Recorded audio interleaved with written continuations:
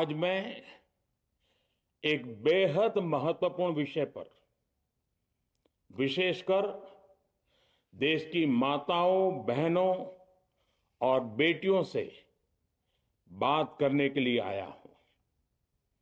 आज भारत का हर नागरिक देख रहा है कि कैसे भारत की नारी शक्ति की उड़ान को रोक दिया गया, उनके सपनों को बेरहमी से कुचल दिया गया। हमारे भरसक प्रयास के बावजूद हम सफल नहीं हो पाए। नारी शक्ति वंदन अधिनियम में संशोधन नहीं हो पाया और मैं इसके लिए सभी माताओं, बहनों, उनसे मैं क्षमा प्रार्थी हूं। साथियों, हमारे लिए देश हित सर्वोपरि है, लेकिन जब कुछ लोगों के लिए दल हित सब कुछ हो जाता है, दल हित देश हित से बड़ा हो जाता है, तो नारी शक्ति को, देश हित को इसका खामियाजा उठाना पड़ता है। इस बार भी यही हुआ है।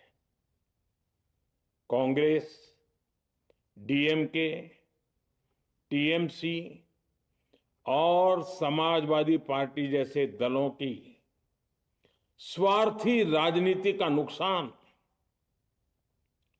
देश की नारी शक्ति को उठाना पड़ा है।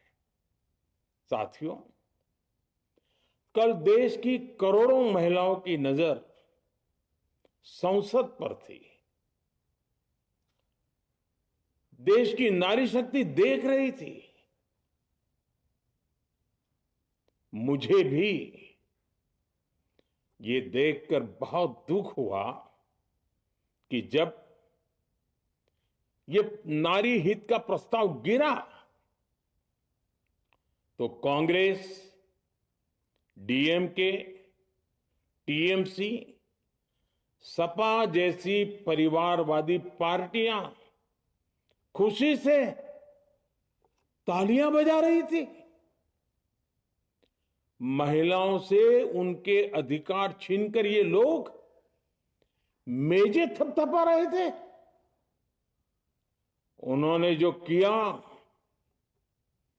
वो केवल टेबल पर थाप नहीं थी,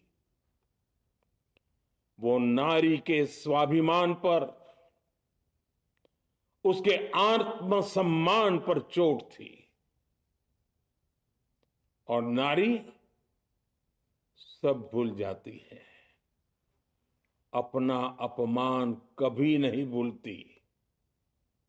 इसलिए संसद में कांग्रेस और उसके सहयोगियों के उन सबके व्यवहार की कसक हर नारी के मन में हमेशा रहेगी।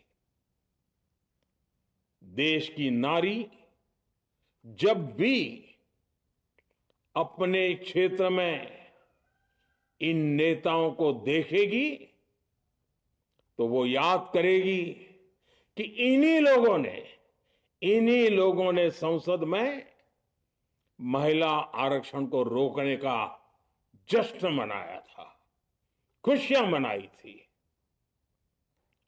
कल संसद में नारी शक्ति वंदन संशोधन का जिन दलों ने विरोध किया है, उनसे मैं दो टूक कहूंगा। ये लोग नारी शक्ति को फॉर ग्रांटेड ले रहे हैं।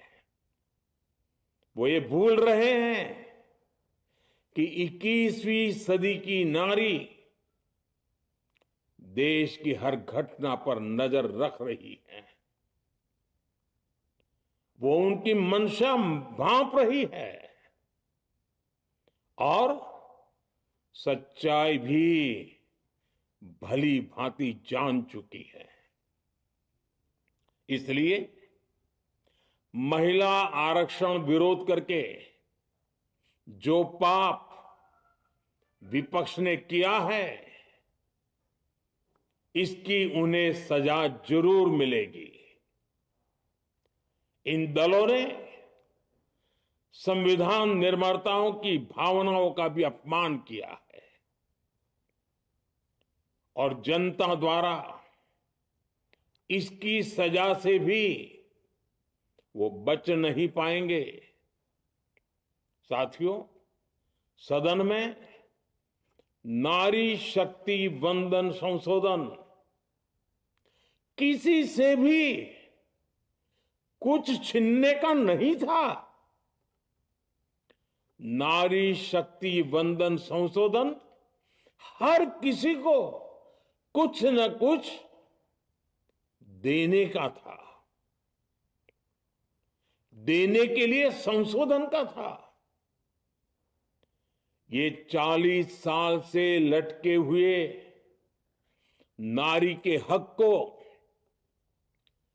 2029 के अगले लोकसभा चुनाव से उसका हक देने का संशोधन था। नारी शक्ति वंदन संशोधन 21वीं सदी के भारत की नारी को नए अवसर देने, नई उड़ान देने, उसके सामने से बाधाएं हटाने का महायज्ञ था। देश की 50% यानी आधी आबादी को उसका अधिकार देने का साफ नियत के साथ, ईमानदारी के साथ किया गया एक पवित्र प्रयास था। नारी को भारत की विकास यात्रा में सहयात्री बनाने और सबको जोड़ने का प्रयास था। नारी शक्ति वंदन संशोधन समय की मांग है। नारी शक्ति वंदन संशोधन उत्तर, दक्षिण, पूर्व, पश्चिम सभी राज्यों की, हर राज्य की शक्ति में समान वृद्धि का प्रयास था। ये संसद में सभी राज्यों की आवाज को अधिक शक्ति देने का प्रयास था। राज्य छोटा हो, राज्य बड़ा हो, राज्य की आबादी कम हो या राज्य की आबादी ज्यादा हो, सबकी समान अनुपात में शक्ति बढ़ाने की कोशिश थी। लेकिन इस ईमानदार प्रयास की कांग्रेस और उसके सहयोगियों ने सदन में पूरे देश के सामने भ्रूण हत्या कर दी है, भ्रूण हत्या कर दी है। ये Congress, TMC, Samajwadi party, DMK जैसे दल इस भ्रूण हत्या के गुनहगार हैं। ये देश के संविधान के अपराधी हैं। ये देश की नारी शक्ति के अपराधी हैं। साथियों, कांग्रेस महिला आरक्षण के विषय से ही नफरत करती है। उसने हमेशा से ही महिला आरक्षण को रोकने के लिए षड्यंत्र किए हैं। इस दिशा में पहले जितनी बार भी प्रयास हुए, हर बार कांग्रेस ने इसमें रोड़े अटकाए हैं। इस बार भी कांग्रेस और उसके साथियों ने महिला आरक्षण को रोकने के लिए एक के बाद एक नए झूठ का सहारा लिया। कभी संख्या को लेकर, कभी किसी और तरीके से कांग्रेस और उसके साथियों ने देश को गुमराह करने की कोशिश की। ऐसा करके इन दलों ने भारत की नारी शक्ति के सामने अपना असली चेहरा सामने ला दिया है, अपना मुखौटा उतार दिया है। साथियों, मुझे व्यक्तिगत तौर पर आशा थी कि कांग्रेस अपनी दशकों पुरानी गलती सुधारेगी। कांग्रेस अपने पापों का प्रायश्चित करेगी। लेकिन कांग्रेस ने इतिहास रचने का, महिलाओं के पक्ष में खड़े होने का अवसर खो दिया। कांग्रेस खुद देश के अधिकांश हिस्सों में अपना वजूद खो चुकी है। कांग्रेस परजीवी की तरह क्षेत्रीय दलों की पीठ पर सवार होकर खुद को जिंदा रखे हुए है। लेकिन कांग्रेस ये भी नहीं चाहती कि क्षेत्रीय दलों की ताकत बढ़े। इसलिए कांग्रेस ने इस संशोधन का विरोध करवाकर अनेक क्षेत्रीय दलों के भविष्य को अंधकार में धकेलने का राजनीतिक षड्यंत्र किया है। साथियों, Congress, Samajwadi party, DMK, TMC और दूसरी पार्टियां इतने वर्षों से हर बार वही बहाने, वही कुतर्क गढ़ते आए हैं, बनाते आए हैं। कोई न कोई टेक्निकल पेंच फंसाकर ये महिलाओं के अधिकारों पर डाका डालते रहे हैं। देश राजनीति का ये भद्दा पैटर्न बराबर समझ चुका है और उसके पीछे की वजह भी जान चुका है। भाइयों बहनों, नारी शक्ति वंदन अधिनियम के विरोध की एक बड़ी वजह है इन परिवारवादी पार्टियों का डर। इन्हें डर है अगर महिलाएं सशक्त हो गई तो इन परिवारवादी पार्टियों का नेतृत्व खतरे में पड़ जाएगा। ये कभी नहीं चाहेंगे कि उनके परिवार के बाहर की महिलाएं आगे बढ़े। आज पंचायतों में, लोकल बॉडीज में जिन हजारों लाखों महिलाओं ने अपनी क्षमता को साबित किया है, जब आगे बढ़कर लोकसभा और विधानसभाओं में आना चाहती हैं, देश की सेवा करना चाहती हैं, परिवारवादियों के भीतर उनसे असुरक्षा की भावना बैठी हुई है। परिसीमन के बाद महिलाओं के लिए कहीं ज्यादा सीटें होगी, महिलाओं का कद बढ़ेगा। इसलिए इन लोगों ने नारी शक्ति वंदन संशोधन का विरोध किया है। देश की नारी शक्ति कांग्रेस और उसके सहयोगियों को इस पाप के लिए कभी माफ नहीं करेगी। मेरे प्रिय देशवासियों, कांग्रेस और उसके साथी दल डिलिमिटेशन पर लगातार झूठ बोल रहे हैं। ये इस बहाने विभाजन की आग को सुलगाना चाहते हैं, क्योंकि बांटो और राज करो, कांग्रेस ये पॉलिटिक्स अंग्रेजों से विरासत में सीख कर आई है और कांग्रेस आज भी उसी के सहारे चल रही है। कांग्रेस ने हमेशा देश में दरार पैदा करने वाली भावनाओं को हवा दी है।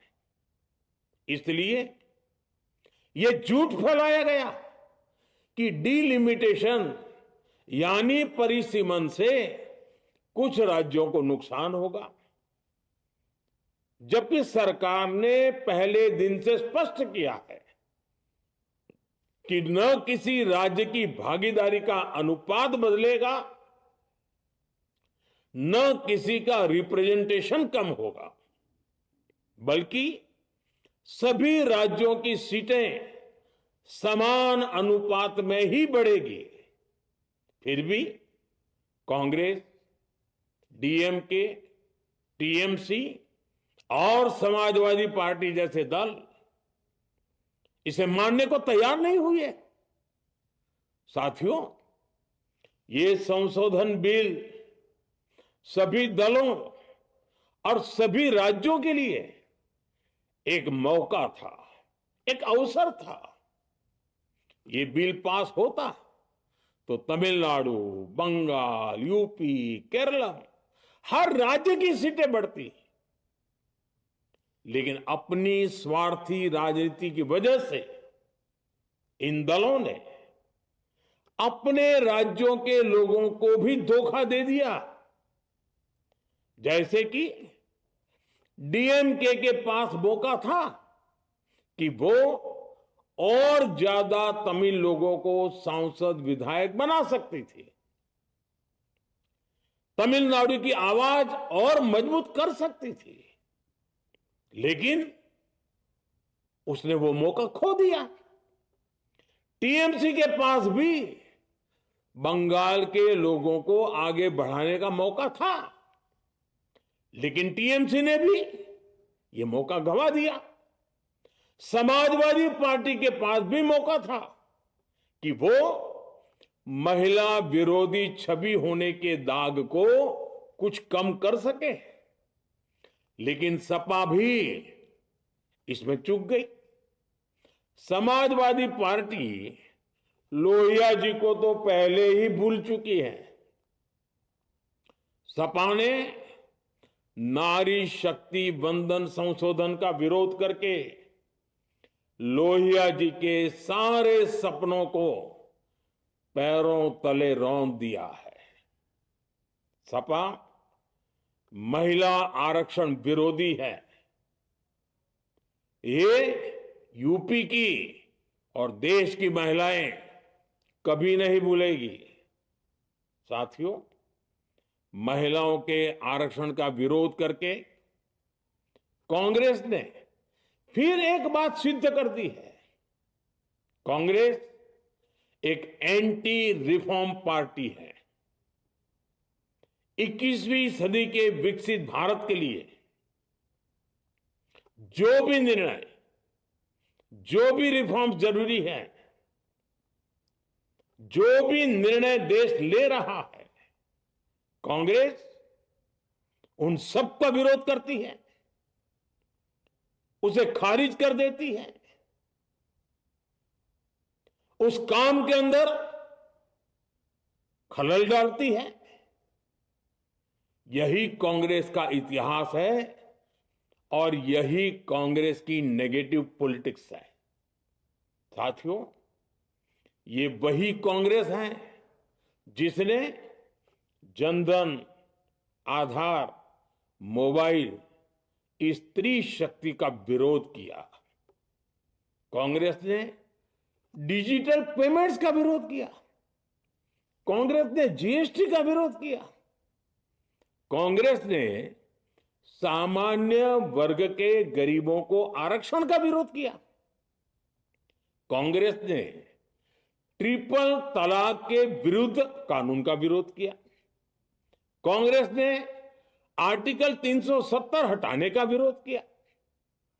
हमारा संविधान, हमारे कोर्ट जिस यूनिफॉर्म सिविल कोड, समान नागरिक आचार संहिता को, यूसीसी को जरूरी बताते हैं, कांग्रेस उसका भी विरोध करती है।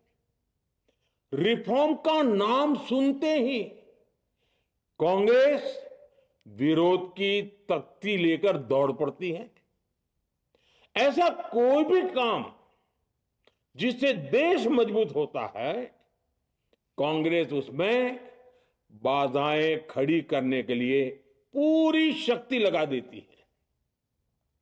Congress one nation one election का विरोध करती है। कांग्रेस देश में घुसपैठियों को भगाने का विरोध करती है। कांग्रेस मतदाता सूची के शुद्धिकरण एसआईआर का विरोध करती है। कांग्रेस वक्फ बोर्ड में रिफॉर्म का विरोध करती है। साथियों, कांग्रेस ने शरणार्थियों को सुरक्षा देने वाले सीएए कानून तक का विरोध किया। इस पर झूठ बोलकर, अफवाहें फैलाकर देश में बवंडर खड़ा कर दिया। कांग्रेस माओवादी नक्सली हिंसा को समाप्त करने के देश के प्रयासों में भी रुकावटें डालती है। कांग्रेस का एक ही पैटर्न रहा है, कोई भी रिफॉर्म आए तो झूठ बोलो, भ्रम फैलाओ। इतिहास साक्षी है, कांग्रेस ने हमेशा यही नेगेटिव रास्ता चुना है। साथियों, जो भी कार्य देश के लिए जरूरी फैसला होता है, कांग्रेस इसको कारपेट के नीचे डाल देती है। कांग्रेस के इसी रवैये की वजह से भारत विकास की उस ऊंचाई पर नहीं पहुंच पाया जिसका भारत हकदार है। आजादी के समय उस दौर में हमारे साथ और भी कई देश आजाद हुए थे। ज्यादातर देश हमसे बहुत आगे निकल गए और इसकी वजह थी कि कांग्रेस हर रिफॉर्म को रोककर बैठी रही। लटकाना, भटकाना, अटकाना, यही कांग्रेस का सिद्धांत रहा है, यही कांग्रेस का वर्क कल्चर रहा है। कांग्रेस ने पड़ोसी देशों के साथ सीमा विवादों को लटकाया। कांग्रेस ने पाकिस्तान के साथ पानी बंटवारे से जुड़े विवादों को लटकाया। कांग्रेस ने ओबीसी आरक्षण के निर्णय को 40 साल तक लटकाए रखा। कांग्रेस ने सैनिकों के लिए वन रैंक वन पेंशन को 40 साल तक रोके रखा।